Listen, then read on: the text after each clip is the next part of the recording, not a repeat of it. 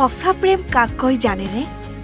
প্ৰেম উদযাপন কৰিবলৈ কিবা দিৱসৰ প্ৰয়োজন আছে জানো? আজি প্ৰেমৰ দিন। আজিৰ দিনটোৰ এইকেইটা দৃশ্যই মন পুলকিত কৰিব আপোনাৰো। এজনী থাকোঁতে এজনী আনিলে পৰিয়ালৈ বাঢ়িব। প্ৰেমে নামানে বয়সৰ সীমনা, প্ৰেমে মাথো জানে প্ৰেমৰ ঠিকনা।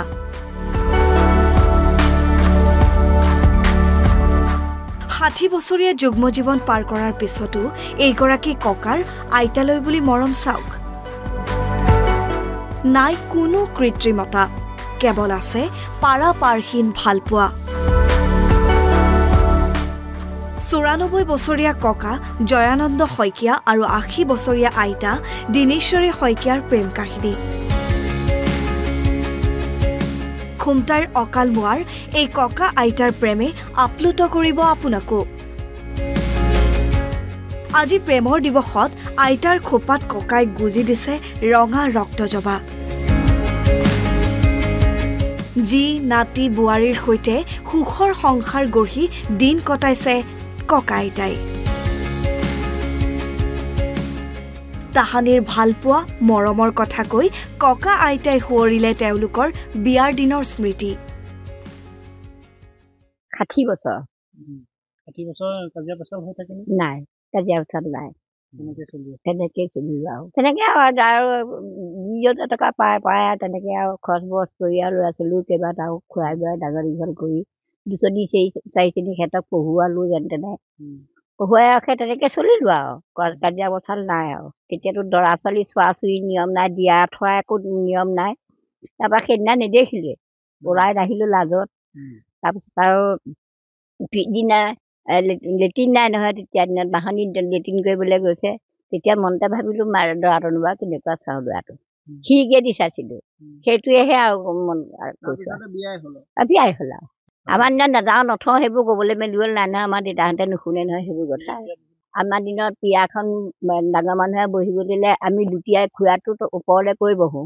আজিকালিতো বোৱাৰী চকীত বহি চুলি মেলি মোবাইল চাই বহি থাকে ঠেঙৰ ওপৰত ঠেং তুলি, হয় নহয় বাৰু? আমাৰতো সেইবোৰ নাই, আমি সেইবোৰ ক'বই নোৱাৰিলোঁ।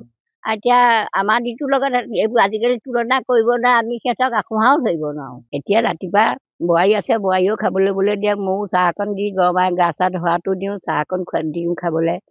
আৰু কাপোৰ কানিকেইটা লাগে বুলিছে, গা ধুইছে আনি ওচৰত দিছোঁহি, সেয়াই আৰু খাবলৈতো বোৱাৰীয়ে দিয়েই। অকণমান বহোঁ এইখিনিতে বাৰু দুইটা ৰ'দতে পাতি। বিয়া হোৱা 60 বছৰমান হ'ল। এতিয়া সংসাৰখন সুখৰ হৈ আছে, কোনো বিবাদ লগা নাই আমাৰ দুয়ো মাজত। নাই হাই কাজিয়া নাই। বিয়া 1965 চন ফাগুন মাহ 14 তাৰিখ বুধবাৰ, আৰু যোৱা হৈছিল হাতী গাড়ীত। এই সময়ত মটৰ গাড়ীৰ ব্যৱস্থা অলপ কম আছিল। আজিকালি বহুত সলনি। বিয়া হোৱাৰ আগত মই এদিন তেওঁলোকৰ ঘৰলৈ গৈছিলোঁ, মাতিছিলে, তেতিয়াহে লগ পাইছোঁ, আগত নাই পোৱা। এতিয়া আমি কি ক'ম, আনকো শিকাম আমি যেনেকৈ জীৱন যাপন কৰিলোঁ, কোনো হাই কাজিয়া নলগাকৈ, তোমালোকেও আইহঁত সেই গোটেই হাই কাজিয়া নকৰাকৈ দিনকেইটা অতিবাহিত কৰিবাহঁত আৰু।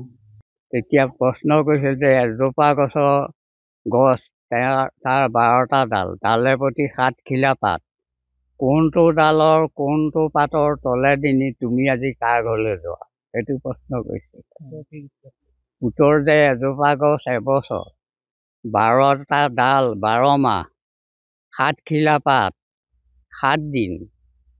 সেই পাত খিলাৰ তলেদি নি মই গৈছিলোঁ ফাগুন মাহৰ 14 তাৰিখ বুধবাৰ, সেই পাতটোৰ তলেদি নি মই শহুৰ ঘৰত বিয়া কৰিবলৈ গৈছিলোঁ। Bureau report, Assam live 24।